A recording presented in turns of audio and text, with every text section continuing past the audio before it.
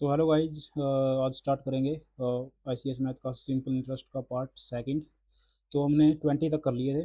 आगे चलते हैं। 21 में क्या कह रहा है? सिंपल इंटरेस्ट ऑफ 1200 इज कितना ज़्यादा is 50 more than the simple interest of 1000 in 2.5 years, find the rate of interest. क्या कह रहा है? मतलब सिंपल इंटरेस्ट किसका? 1200 का 50 ज़्यादा किस अमाउंट से? 1000 अमाउंट से कितने साल में? 2.5 साल में। तो इसका सीधा सा वो मतलब कि ट्रिक क्या बनाएगी? देखो ट्रिक क्या है, मतलब कि 50 ज़्यादा है। कितने पर ज़्यादा है? 50। 50 सिंपल इंटरेस्ट हो गया, और ये कितने पर है? देखो दोनों का डिफरेंस कितना है? 200 है। 200 सिंपल इंटरेस्ट हो गया। टाइम कितना है? इतना है। टाइम तो दोनों में कॉमन है। टाइम है 2 दूनी 4 और 1 5/2 है। और हमें निकालना, रेट निकालना, बस आंसर आ गया। 2 से ये हो गया, ये कट गया 2 से, और यानी कि 10 आ जाएगा। आर इज इक्वल टू हमारा 10 आ गया, ऑप्शन नंबर सी। इस ट्रिक को समझाना भाई कैसे है कैसा नहीं है, मतलब कि आसान है बिल्कुल ही, कुछ नहीं इसमें। मतलब सिंपल इंटरेस्ट में हमने जब वो मतलब कि यदि हम दोनों का डिफरेंस वो करें तो वही कह रहा है 50 ज़्यादा है। 50 ज़्यादा तो मतलब कि इनमें डिफरेंस कितना? फिर 200 का है। अमाउंट तो 200 का डिफरेंस है, मतलब कि 200 के डिफरेंस में 50 का ज़्यादा अंतर आ रहा है। और टाइम ये है, तो रेट अपने आप आ जाएगा। अब simple interest of 2000 are is increase by 80 rupees, when rate of interest is increase by 2%। जब मतलब 2% बढ़ा तो रेट कितना बढ़ गया? मतलब कि 80 रुपये बढ़ गया। तो हमें बताना टाइम कितना है। बिल्कुल आसान है। अ, अरे ये तो आसान ही है।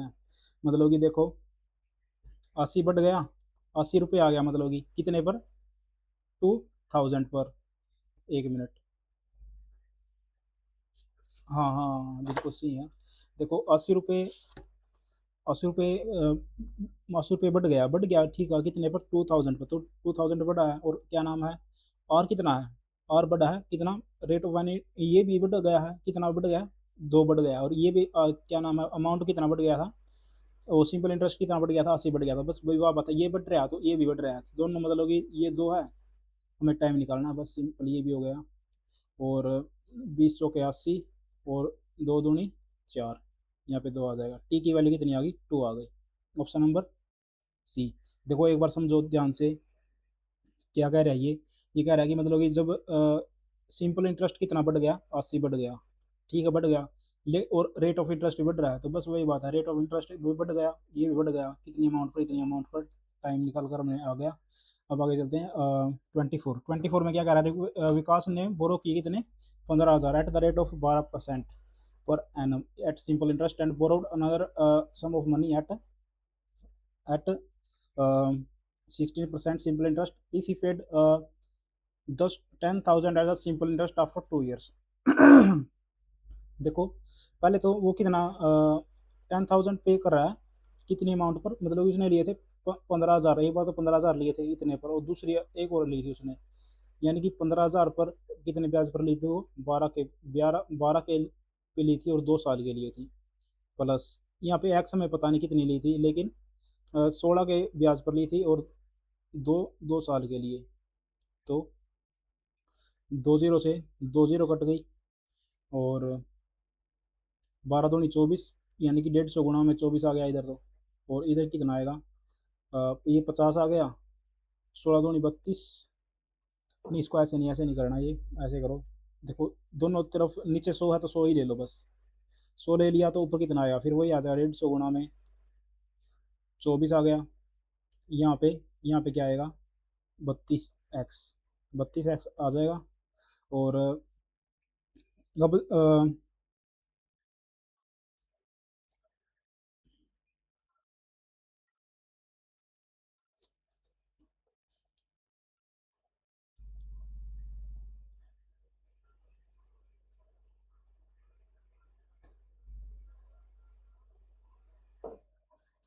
इससे भी ज़्यादा लंबा चलेगा, कोई बात नहीं, लेकिन अब ऐसा करो, 15 की और 24 की मल्टीप्लाई कितना होगी? 15 चौके 60 होता है। 15 दूनी 30, 15 दूनी 30, 30 और 3 36, और ये आ गया 36 आ गया, प्लस में अब यहाँ पे 32x। 32x है और इधर कितना हो जाएगा, ये चला जाएगा, लेकिन हम ऐसे नहीं करेंगे, हम सीधा इसको अलग अलग ले लेंगे। तो यहाँ पे 36 आ गया सीधा ही, और क्या नाम है, इधर ये हो गया 32, यानी कि इसको 4 पे काट लो, यहाँ पे 4/25 आ जाएगा। 4/25 आ गया तो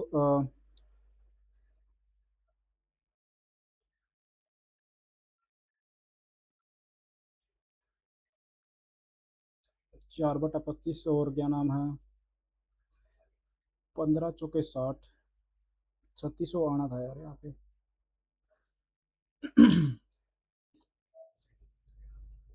एक मिनट, हाँ भी ये गलती कर गए हम, देखो ये 150 नहीं था यहाँ पे, ये पूरा पूरा कितना है 15, यहाँ पे 2 जीरो हो रहा है, 2 जीरो हो रहा है नहीं यहाँ पे।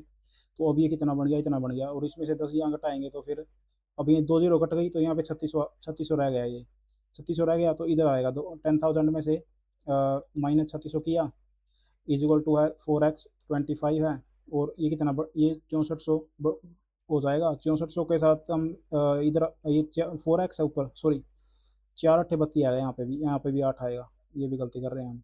तो 8 8 64, यानी कि 800 आ गया। 800 की 25 के साथ मल्टीप्लाई करेंगे तो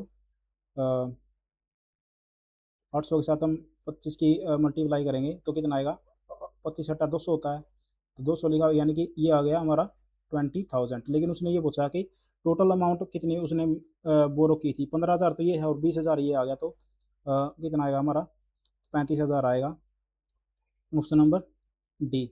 इसमें कुछ नहीं हुआ, बस यहाँ पे मतलब कि ये गड़बड़ हुई है कि मैं शुरुआत से ठीक चल रहा था कि भाई 100 ये काट दिया, इसकी फिर इसकी मल्टीप्लाई कर दी, लेकिन मैंने ये गड़बड़ ये कर ली कि दोनों का एलसीएम ले लिया। तो जैसे भी हो मतलब कि वैसे करना चाहिए हमें, और कुछ वो नहीं है, जिससे भी आसान पड़े, आंसर आना चाहिए। A sum of money becomes 2,200 in 1 year and 2,800 in 4 year. तो यानी कि 3 साल में 3 साल में वो अमाउंट कितनी बन रही है 3 साल में, यदि हम यदि इन दोनों का डिफरेंस निकालें 4 ईयर का और इसका ईयर का, तो 4 - 1 यानी कि 2800 माइनस 2200, यानी कि 3 साल में 3 ईयर में वो कितनी बन रही है, 2200 है यहाँ पे, तो 600 बन रही है। तो एक साल में कितनी बनेगी, एक साल में बनेगी वो 200, 200 बनेगी। तो उसने पूछा कि find the sum of money, sum of money निकालना है। देखिए सम ऑफ मनी बन गई थी एक साल में 2200, और हमारा एक साल में कितना है 200, यानी कि एक साल में वो 200 बनती है। तो हम क्या करेंगे, 2200 में से 200 घटा देंगे, यानी कि जो हमारी सम थी, जो प्रिंसिपल थी वो आ जाएगी, क्योंकि अब ये थी, यही एक साल में क्या बनेगी 2200 बनेगी, जब 200 इसमें ऐड हो जाएगा। तो बस 2200 देख लो पहले किस में है, सॉरी 2000 देख लो, 2000 किस में, इसमें ये है। और क्या नाम है, अब रेट ऑफ इंटरेस्ट भी निकालना, रेट ऑफ इंटरेस्ट निकालना बिल्कुल आसान है, देखो 200 बन रहा है और 2000 है, टाइम हमें पता है 1 साल है, और R/1 100, ये 2 से 2 गया, और क्या नाम है 20 से 10, ये 10 पे जाएगा, R= क्या आ जाएगा 10% आ जाएगा। Option number A. अब 29 देखो, 29 में क्या कह रहा है, simple interest on a certain sum is 4/25 time of its principal if the number of years and rate of interest are numerical same, find the rate of interest. देखो ये क्या कह रहा है, सिंपल इंटरेस्ट है ना, वो कितना 4/25 है, यानी कि 4 सिंपल इंटरेस्ट क्या है, वो क्या है, सिंपल इंटरेस्ट क्या है 4/25 है, of its principal, of its principal.